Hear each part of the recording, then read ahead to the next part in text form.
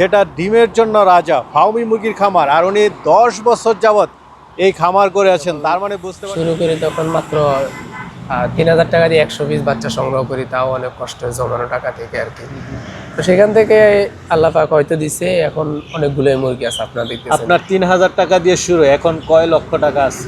সব মিলে এখন 10 লক্ষ টাকার উপরে পুঁজি আছে আমার এখানে। আমার ভিতরে কিন্তু আরেকটা শেড আছে যেটাতে আমরা এই যে দর্শক বন্ধুরা দেখতে পাচ্ছেন, আসলে যদি আপনি আল্লাহ তাআলার উপর ভরসা করে শুরু করেন, পরিশ্রম করেন, এই যে হাফিজ সাহেব 3000 টাকায় শুরু, এখন 10 লক্ষ টাকা শুধু মুরগি আছে। আর ডিম বিক্রি করলে মোটামুটি আমি বলবো না যে আপনার বাড়ি গাড়ি হয়ে যায়, বিষয়টা এরকম না। ডিম বিক্রি হলে মোটামুটি একটা সংসার চললে, ফ্যামিলি চলবে। আপনার যদি 500 পিস মুরগি থাকে তাহলে মাস শেষে 25-30 হাজার টাকা ইনকাম করতে পারবেন ইনশাআল্লাহ। বিসমিল্লাহির রহমানির রহিম। আসসালামু আলাইকুম সুপ্রিয় দর্শক মণ্ডলী, আশা করি আপনারা ভালো আছেন, সুস্থ আছেন। দর্শক বন্ধুরা, আজকের প্রতিবেদনটা হবে একটা স্পেশাল প্রতিবেদন। আর স্পেশাল বলার কারণ হচ্ছে, আজকে যার ভিডিও করব উনি একজন হাফেজ সাহেব, একজন আলেম। তো আমরা সাধারণত দেখে থাকি যে আলেমরা মসজিদ এবং মাদ্রাসার খেদমত করে, বিশেষ করে। তো উনি একটু ব্যতিক্রম, উনি করেছেন যেটা ডিমের জন্য রাজা, ফার্মি মুরগির খামার। আর উনি 10 বছর যাবত এই খামার করে আছেন। তার মানে বুঝতে পারতেছেন আলহামদুলিল্লাহ অনেকটাই ভালো আছেন। তো আজকে ওনার থেকে জানার চেষ্টা করব যে উনি কীভাবে এই ফার্মি মুরগিটা লালন পালন করেন, কিভাবে আপনারাও পালন করতে পারেন, কিভাবে শুরু করবেন। বিশেষ করে অনেক প্রবাসী আছেন, তারাও করতে পারেন, বা অনেক মা বোন আছেন যারা বাড়িতে 100টা 50টা এরকম পালন করতে পারেন। তো আজকে আপনাদেরকে একটু ভ্যাকসিন সহ সব কিছু জানাবো। আর আমি চলে আসছি ফেনী জেলার একদম ফেনী সদরে খাইয়ারাতে। চলুন আমরা হাফিজ সাহেবের সাথে কথা বলি। আসসালামু আলাইকুম। ওয়ালাইকুম আসসালাম। আসসালামু আলাইকুম। ওয়ালাইকুম আসসালাম। হাফিজ সাহেব ভালো আছেন? জি আলহামদুলিল্লাহ। আসলে আপনার খামারটা আমি অনেক দিন যাবত দেখি, তো অনেক মুরগি আপনার এখানে থাকে, একজন আলেম, একজন হাফিজ সাহেব। সেই জন্য মূলত আমার ভিডিওটা করা যায় যে মাদ্রাসায় পড়াশোনা করে একজন কোরআনে হাফেজ হয়ে এই লাইনে এসেছেন, সেটা আসলে দর্শকদেরকে একটু জানানোর বিষয়টা আর কি। সব মিলে ভালো আছেন? আলহামদুলিল্লাহ। দেখতে পাচ্ছি আমরা মনে হয় খামারটা। জি জি আচ্ছা আচ্ছা, আপনার নাম তো কি? নজরুল ইসলাম। জি হাফেজ নজরুল ইসলাম। হাফেজ নজরুল ইসলাম। তো আমরা কি একটু ভিতরে গিয়ে দর্শকদের সাথে একটু কথা বলি, দেখাই? প্রথমে তো আমরা স্প্রেটা করে নিব না? জি জি একটু স্প্রে করে দেন। দর্শক বন্ধুরা যারা খামার করবেন তারা কিন্তু এই বিষয়টা সবসময় মাথায় রাখবেন, যে কেউ খামারে প্রবেশ করে অবশ্যই যেন স্প্রেটা করে নেয়, জি। বিশেষ করে মুরগি, হাঁস, এগুলো। যে কোনো গবাদি পশুর খামারে অবশ্যই স্প্রে করা জরুরি। আচ্ছা আচ্ছা। হিসাব আমরা সাধারণত দেখি যারা মাদ্রাসায় পড়াশোনা করে, হ্যাঁ, কোরআন হাফেজ হয় বা ইয়া করে, তারা মাদ্রাসার লাইনে থাকে। আপনার এই সেক্টরটাতে কীভাবে আসে? এই সেক্টরটাতে প্রথমে আসলে শৌখিনভাবে শুরু করা আর কি। 120 দিয়ে শুরু করেছিলাম। মুরগিগুলো আসলে দেখতেও সুন্দর, যার কারণে ভালো লাগা। পরবর্তী সময় দেখতেছি যখন এগুলোকে বাজারে ডিমের প্রচুর পরিমাণে চাহিদা আছে, এই কারণে হচ্ছে যে বাণিজ্যিক আকারে নেওয়া। আচ্ছা, তো ক্রমান্বয়ে 500, 1000, 2000 করতে করতে এখন এই অবস্থা। আচ্ছা আচ্ছা, এখন তো মাশাআল্লাহ অনেকগুলোই আছে। জি জি তো অনেকেই তো অনেক ধরনের খামারই করে, জি।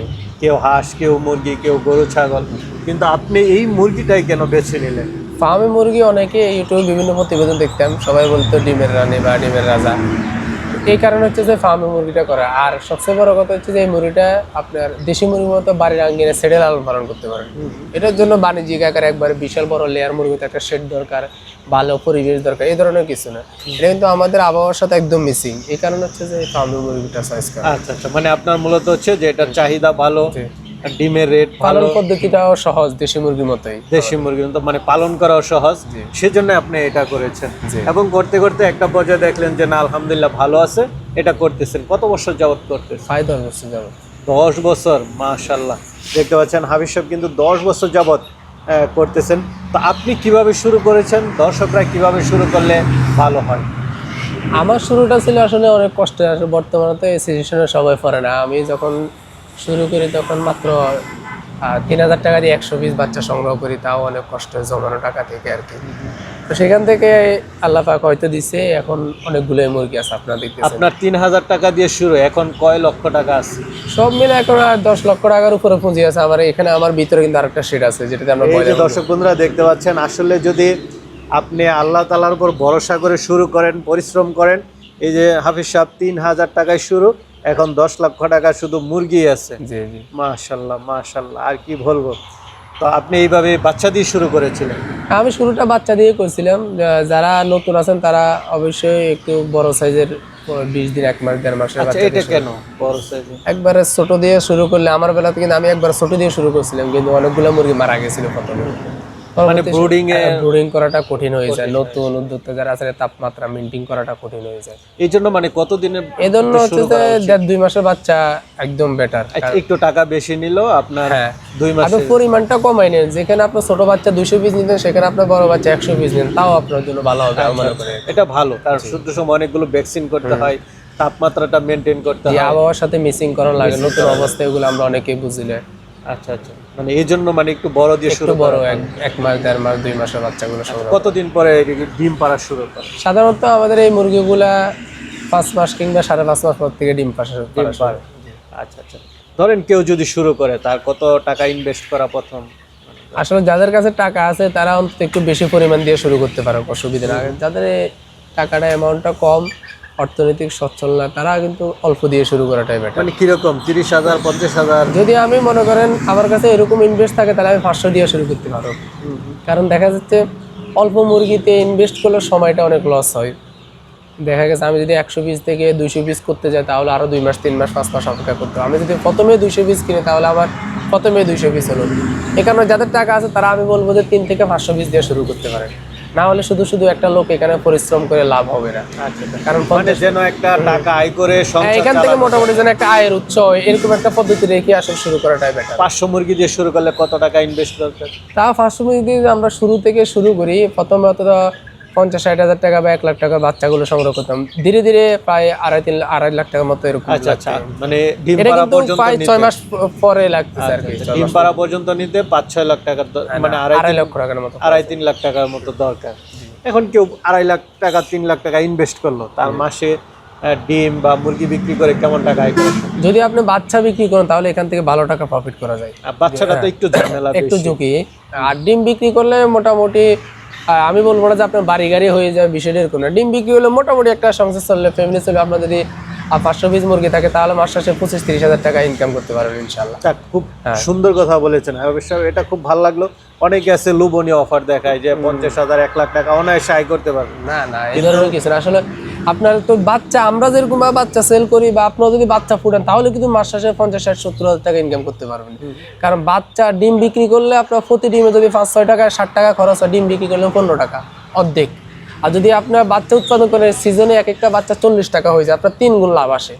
এই কারণে বাচ্চা উৎপাদন করলে আপনি মোটামুটি 500 মুরগিতে মাসে 50-60-70 হাজার টাকা ইনকাম করা এটা কোনো ব্যাপার না। কিন্তু ডিম বিক্রি করে আপনার 25-30 হাজার বেশি সম্ভব না। আচ্ছা আচ্ছা, না এটাই ভালো। আর বাচ্চা উৎপাদন করতে গেলে অনেক ঝামেলা আছে। বাচ্চা উৎপাদন করলে ঝামেলা, যে সমস্ত ব্যবসাতে একটু রিস্ক আছে ওগুলোতে মোটামুটি ভালো প্রফিটও আছে। যেমন রিস্ক তেমন ইনকাম। জি। আচ্ছা, তো এই ফার্মি মুরগিটা পালন করা, এটা তো রিস্ক কতটা যদি একটু? ফার্মি মুরগি যদি অন্যান্য মুরগির তুলনামূলকভাবে ভালো আছে, এই কারণে ভালো যে এই মুরগিগুলো আমাদের দেশে যেরকম ভাবে ব্রয়লার বা লেয়ার মুরগি আছে ওগুলো কিন্তু আবহাওয়ার সাথে মিচিং নেই, ওটা কিন্তু বাইরের একটি প্রোডাক্ট। এই মুরগি কিন্তু যদিও বাইরে থেকে ইনপুট হয়েছে কিন্তু বাংলাদেশে এটা একবারে আবহাওয়ার সাথে মিসিং হয়ে গেছে। কারণ এটা তো একদম মানে বাংলাদেশের ডিম, বাংলাদেশি ডিম। হ্যাঁ, এবং হচ্ছে যে এই মুরগি আপনি দেশি মুরগিতে বাইরে ছেড়ে আবদ্ধ অবস্থায় যে কোনো ভাবে আপনি লালন পালন করতে পারেন। আর রোগ বালাই বলতে গেলে এই বাচ্চাগুলো শুরু থেকে যদি আপনি যেখান থেকে ভালো একটা ফার্ম থেকে যদি আপনার বাচ্চাগুলো সংগ্রহ করেন, যদি শুরু থেকে ভ্যাকসিনগুলো শিডিউল অনুযায়ী, আশা করছি কোনো ধরনের আর কোনো সমস্যা হয় না। প্রতি 2 মাস বা 1.5 মাস পর একটু কৃমিনাশক ওষুধ খাওয়ালে, একটু ভিটামিন খাওয়ালে মুরগিগুলো ইনশাল্লাহ সুস্থই থাকবে, সুস্থ হয়ে। বাজারে আমরা যে দেশি মুরগির ডিম বলে অনেকগুলো ডিম খাই, এগুলো অধিকাংশ ফার্মি। হ্যাঁ, কিন্তু বোঝা যায় না কারণ ফার্মির ডিম আর দেশির ডিম সুস্বাদু পাইছি, আমি বাসায় খাই কিন্তু মানে বাজারজাত করার কোনো সমস্যা নেই। বাজারজাত করার আপনি যখন একটা জিনিস বাজারজাত করতে পারবেন তখন আপনার পালন করে লাভ আছে। অনেক সময় দেখা গেছে যে একটা খামার করে কিন্তু বাজারজাত করতে পারে না, তখন খামারটা অটোমেটিকলি বন্ধ হয়ে যায়। আর ফার্মি মুরগির ডিমে কোনো সমস্যা নেই। ডিম এবং মাংস বাংলাদেশে এটা আমিষের চাহিদা, এটা কিন্তু মধ্যবিত্ত বা নিম্ন উচ্চ পর্যায়ের সবারই প্রয়োজন। এই মাছ, মাংস, ডিম আমাদের বাংলাদেশে, যার কারণে ডিম এবং মাংস এগুলো সেল করতে কোনো সমস্যা হয় না। বাজারেও কিন্তু এই মাংসের চাহিদাটাও প্রচুর। ফার্মি মুরগি যেটা মাংস হিসেবে বিক্রি করে বাজারে দেখতে 550 টাকা কেজিতে বিক্রি হচ্ছে, দেশি মুরগির মতো প্রায়। তো আমি নিজেও যখন বাজারে যাই গিয়ে দেখি যে আসলে দেশি মুরগির পরে ফার্মি মুরগির দামটা বেশি থাকে। জি। এটা কি তারা পাকিস্তানি মুরগি বলে বিক্রি করে এটা সাধারণত? পাকিস্তানি বা মিশরি জাত, কেউ পাকিস্তানি বলেছে, কেউ ফার্মি বলেছে। ফার্মি বলে সেল করে মোটামুটি মূলত মুরগি একটাই, নাম বিভিন্ন রকম হতে পারে আর কি। মানে এটা বাজারে মাংসের জন্য বেশ চাহিদা আছে, জি জি যে কেউ চাইলে করতে পারে। জি জি। আচ্ছা, তো হুজুর অনেকেই তো করতে চাবে, তারা 1 মাসের বাচ্চা নিতে চাবে, কেউ 15 দিনের, কেউ 2 মাসের। আপনি ওইরকম দিয়ে সহযোগিতা করতে পারবেন কিনা? আমি সহযোগিতা করতে পারবো। যারা বাচ্চা সংগ্রহ করতে চান অবশ্যই খামার ভিজিট করবেন, এটা হচ্ছে যে আমার পক্ষ থেকে একটি মেসেজ। খামার ভিজিট করবেন এবং 1.5-2 মাসের বাচ্চাগুলো সংগ্রহ করবেন। এর থেকে ছোটো বাচ্চা সংগ্রহ করলে আপনার হয়তো দেখা গেছে ছোটো বাচ্চা নিলেন, আপনি কিন্তু ডিম উৎপাদনের জন্য নিলেন, নেওয়ার পরে দেখলেন যে সবগুলো মোরগ হয়ে গেছে, অর্থাৎ পুরুষ হয়ে গেছে। কারণ ছোটো বাচ্চা চিনা যায় না, কেউ চিনবে না।